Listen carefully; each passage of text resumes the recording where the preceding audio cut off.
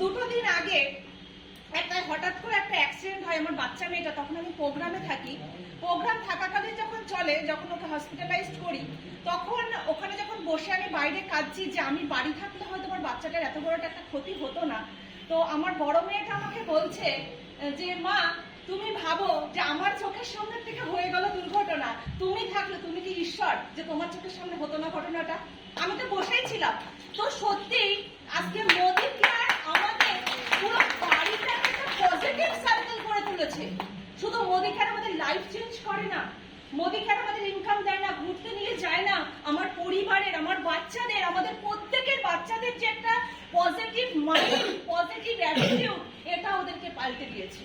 এটা thank you Modi care, thank you all. আজকে যখন অপারেশন করে বাইরে বার করেছি কালকে, ও বলছে তুমি কাঁদছো কেন? আমার তো কিছুই হয়নি, আমি তো একটু পরেই চলে যাব তোমার নীলদর্পণে। তো এটা মানে সত্যি কি বলবো, মানে আজকে এই সিচুয়েশনে দাঁড়িয়ে বলতে আমার খুব ভালো লাগছে। কারণ আমি মনে করি এই যে 1 লাখ ক্লাব মেম্বার না, এখানে এসব দুঃখ কষ্ট যন্ত্রণা সবকিছু শেয়ার করা যায় না, কারণ ডাউনলাইনের কাছে করা যায় না, একমাত্র আপলাইনের কাছে করা যায়। বাচ্চাটাকে 2 ঘন্টার মতো লোক ফিট করেছি, বাড়িতে এসে মেয়ে বলছে তোমাকে বেরোতে হবে, বাড়ি থাকলে তোমার চলবে না, কারণ আমরা যেমন তোমার দুটো সন্তান, তোমার টিমও সন্তান হয়েছে কিন্তু বাইরে, তোমাকে বেরোতেই হবে মা। তুমি যেখান থেকে লোক ঠিক করে নিয়ে আসো, বোর্ডার কাছে থাকুক, আমার পরীক্ষা চলছে, আমি দেখতে পারবো না, তুমি প্রোগ্রামে বেরো। আজকে সত্যি ভাবনা কিন্তু রিডিং বুক সেশন থেকে এসছে। আমার বাচ্চাটা আগে প্রচুর প্রোগ্রামে আসতো, এবার মাধ্যমিক দেবে বলে একটু আসছে কম। তো আজকে শুধু ভাবুন, আমাদের রিডিং বুক সেশন আমাদের বাচ্চাদেরও কিন্তু মেন্টালিটি গ্রো হচ্ছে, এটা একটু ভাবুন। এবং যখন আমি কাঁদছিলাম তখন ওই পেশেন্টের পাশের বাড়ি একজন ভদ্রলোক বসেছিল, বলছে আপনি তো মা, তা আপনি দেখতে পারেননি যে আপনার বাচ্চাটা পড়ে যাচ্ছে, কেটে গেল এতটা, বলুন তো কষ্ট পাচ্ছে।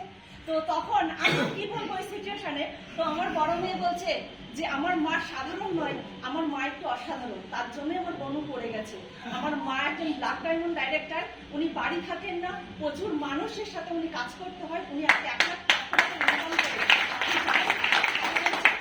তো কি বলবো ওই মুহূর্তে, মানে সত্যি এত সুন্দর একটা ফিলিংস। আমার 3টে আপলাইনের মুখ না তখন আমার জল করছে, আর টোটাল 3 মেম্বারের মুখ জল করছে, যে আজকে তাদের জন্য আজকে এই সম্মানটা একটা হসপিটালে বসে মা যখন কাঁদে তার কাছেও পাওয়া যায়। এবং সেই ভদ্রলোক জয়নীদের জন্য আমি ধন্যবাদ। দেখুন আমার মেসেঞ্জারে উনি মেসেজ করেছে যে দিদি আপনার মতন আমি হতে চাই, কি করলে পারবো বলুন। আজকে সন্ধ্যে 7টায় ওনার বাড়িতে আমার মিট করার কথা রয়েছে, উনি টাটা কোম্পানিতে চাকরি করেন। তো সত্যি ভালো লাগছে, ভালো লাগছে এমন কাজের সাথে যুক্ত আছি যে আমরা প্রত্যেকটা পজিটিভ সার্কেলের মধ্যে থাকতে পারছি।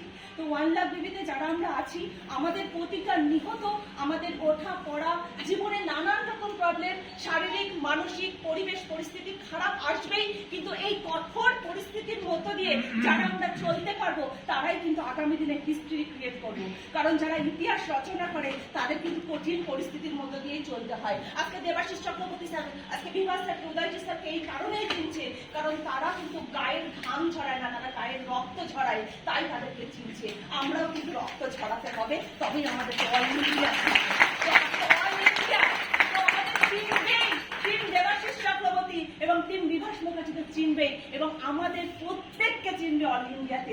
শুধু জাস্ট একটু করে আমাদের রাস্তাগুলোকে আমাদের পরিষ্কার করতে করতে কাটতে যেতে হবে, তবেই আমাদেরকে চিনবে। তো স্যারকে কথা দিচ্ছি, দেবাশিস স্যার, উদয়জি স্যার এবং বিভাস স্যারকে, আগের মাসে যা বিজনেস হয়েছে যতই বাধা আসুক না কেন ভেঙে চুড়ে কাজ করে এই মাসে রেকর্ড ব্রেকিং বিজনেস তো হবে।